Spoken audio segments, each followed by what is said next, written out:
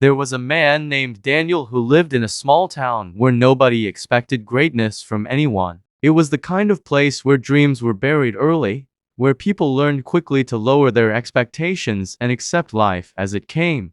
Daniel was born into hardship. His father died when he was young, and his mother struggled daily just to keep food on the table. From childhood, Daniel learned one lesson very early: life was not fair. Every morning, Daniel woke up before sunrise to help his mother prepare food she would sell by the roadside. While other children prepared for school with excitement, Daniel prepared for survival. He watched his mother smile at customers while hiding her exhaustion, and he promised himself silently that one day, life would be different. But promises are easy to make when you are young. Years passed, and Daniel grew older, but life did not grow easier. He went to school, but poverty followed him into the classroom. His clothes were old, his shoes were worn, and his books were second-hand. Teachers saw potential in him, but potential does not pay school fees. Many times, Daniel was sent home because fees were unpaid. Each time, shame burned inside him, but he refused to let it break him.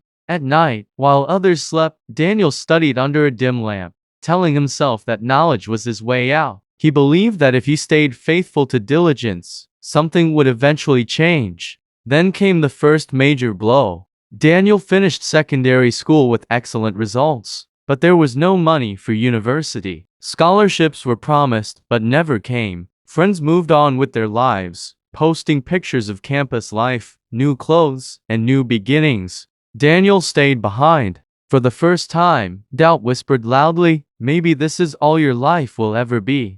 Daniel took menial jobs carrying loads, cleaning shops, working construction under the hot sun. Every day, he earned just enough to survive. People mocked him quietly. Some openly asked, "You were so intelligent. What happened?" What happened was life. But Daniel refused to allow bitterness to become his identity. Instead of complaining, he started learning skills on his own. He borrowed books, watched free tutorials whenever he could access the internet, and practiced late into the night after exhausting days of labor. Years went by, no miracle yet. Then one day, tragedy struck again. His mother fell seriously ill. Hospital bills piled up. Daniel sold almost everything he owned. Still, it wasn't enough. One night, sitting beside his mother's hospital bed, Daniel broke down and cried like a child. He asked God a question many people are afraid to ask. Why do I keep trying when nothing seems to change?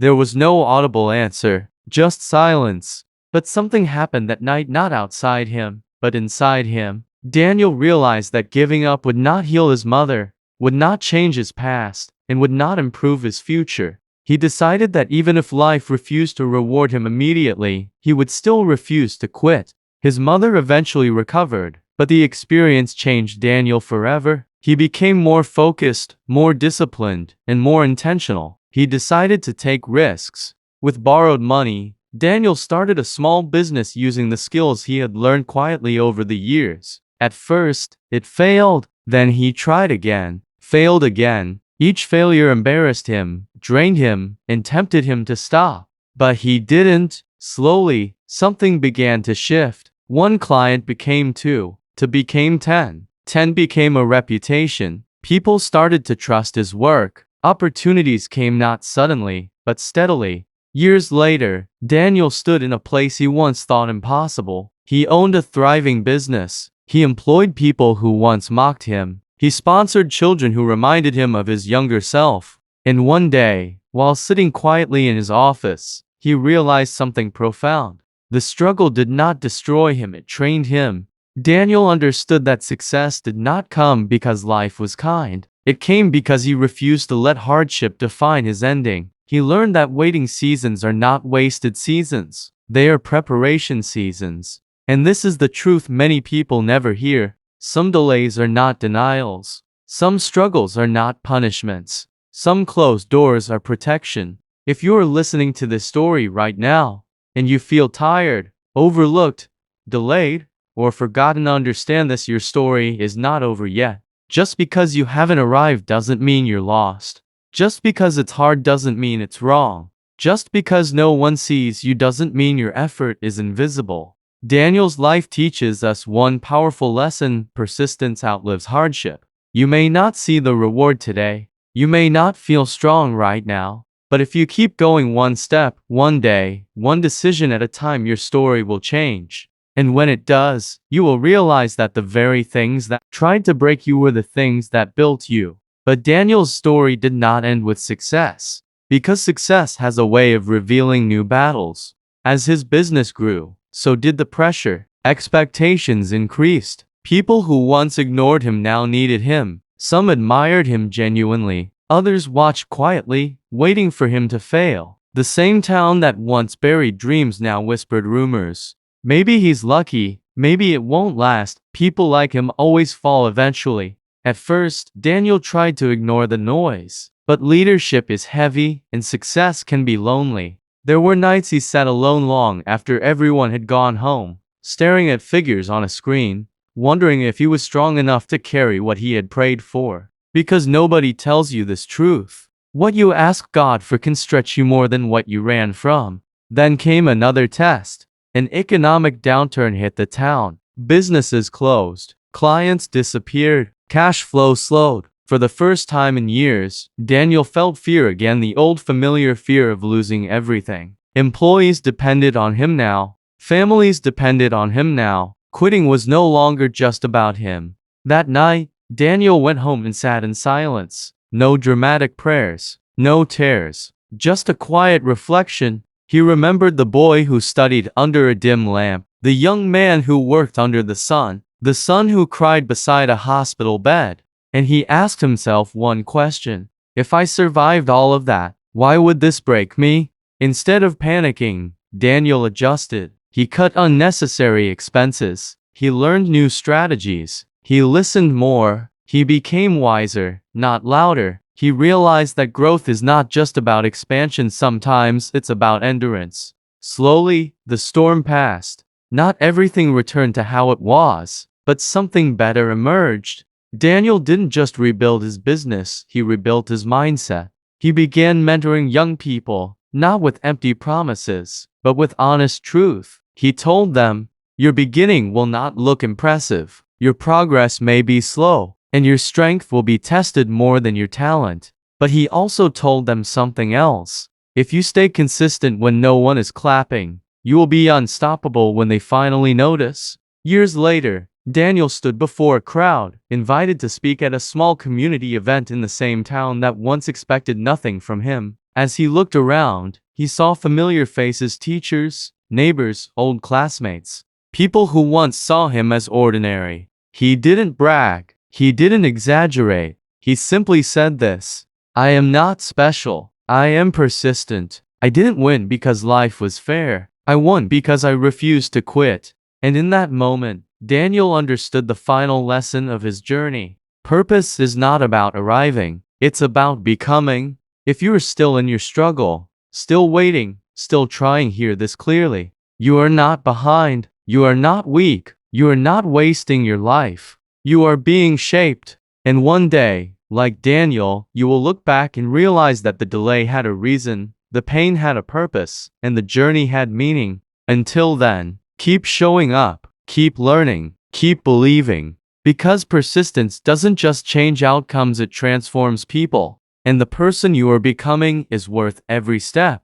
But even after all he had become, Daniel learned one of the hardest truths of life. Healing does not erase memory. There were moments, quiet moments, when the past returned without warning. A smell, a sound, a face in a crowd would suddenly pull him back to the days of hunger, rejection, and unanswered prayers. Success had changed his environment, but it had not erased the scars. And Daniel realized something important. Scars are not signs of weakness. They are proof of survival. One evening, after closing his office, Daniel took a walk through his old neighborhood. The buildings looked smaller now. The streets felt narrower, but the pain attached to them was still real. He stopped near the roadside where his mother once sold food. The stand was gone, replaced by a new shop. Daniel stood there quietly, not angry, not bitter, just reflective. He understood that life had not been cruel for no reason. It had been shaping him for moments he didn't understand at the time. What once felt like punishment now looked like preparation. And then came a season Daniel did not expect.